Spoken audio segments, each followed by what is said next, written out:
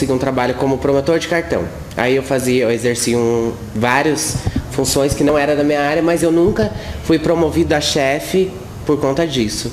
E eu tive essa resposta, tipo, eles nunca iriam promover uma pessoa trans a chefe, porque eu não ia impor respeito. No meu setor eu coordenava 30 pessoas. E assim, eu enquanto profissional era respeitada porque eu era chefe, né? E também consegui o cargo de chefe pela minha competência, né, por reconhecerem. Mas é claro, tinha os papinhos que a gente ouvia, e até era uma rede de mercado, e aí quando tinha reuniões dos gerentes, tiravam sarro do meu gerente, dizendo que lá tinha confeitaria rosa, que ele tinha uma borboletinha trabalhando para ele, enfim. Eu tinha essas brincadeiras, né, com eles.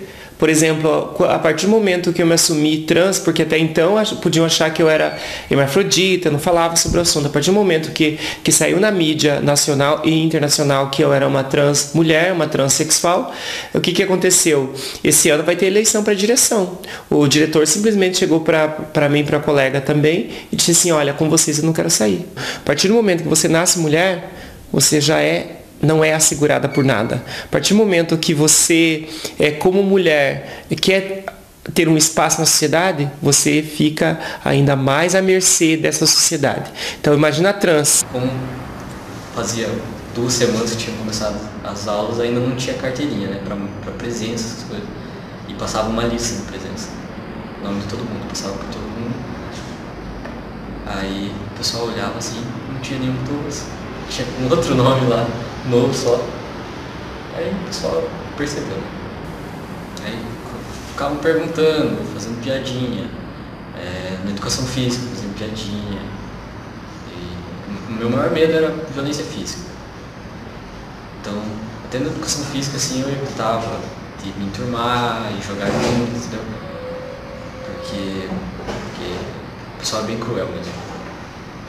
Mas atualmente não sofro muito preconceito assim, porque eu tô num colégio que felizmente aceita o nome social e eu tenho, tipo, colegas de classe que felizmente são pessoas muito queridas assim, então são pessoas que estão ali querendo ajudar, sabe? E tipo, estão ali porque gostam.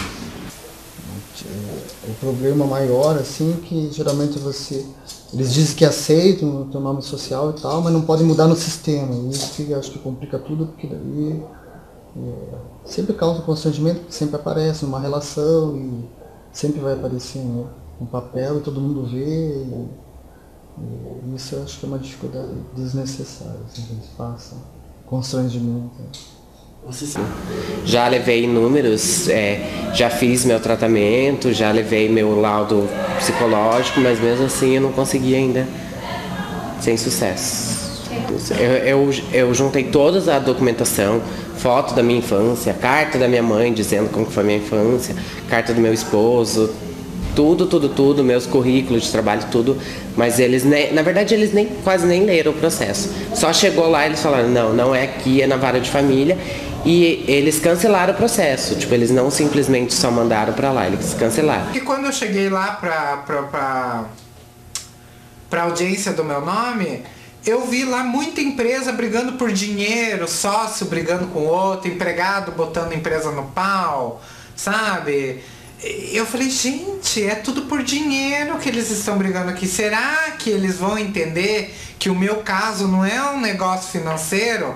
É uma coisa de um ser humano, pessoal, que vai ajudar na minha vida social. Eles me trataram como se fosse uma empresa que queria mudar o CNPJ, por exemplo. Foi isso que eu me senti lá. Toda uma negação de direitos, todo santo dia. Agora pense em você, aí que eu faço a reflexão para todo mundo. Pense em vocês, acordar de manhã e tua mãe te chama de ele, não de ela. Os teus irmãos te xingam, aí você é expulsa de casa. Aí você vai querer trabalhar, ninguém te dá emprego, porque você é uma mulher, mas tem documento de homem. Aí você quer ir no médico, está com dor de cabeça, o médico não te examina porque vê que você é uma travesti. Aí você quer ir para a escola, chega na escola, a professora te chama de ele, todo mundo tira sarro da tua cara. Então pensa assim, pensem as pessoas que indo tentar fazer essas coisas cotidianas e mínimas e não conseguem. O que te sobra é prostituição. Que a noite todo mundo pensa que é uma maravilha. A noite é boa pra você sair uma vez na noite, assim, durante o mês, 2 finais de semana e olha lá ainda. Porque quem vive na noite todo dia, ela judia.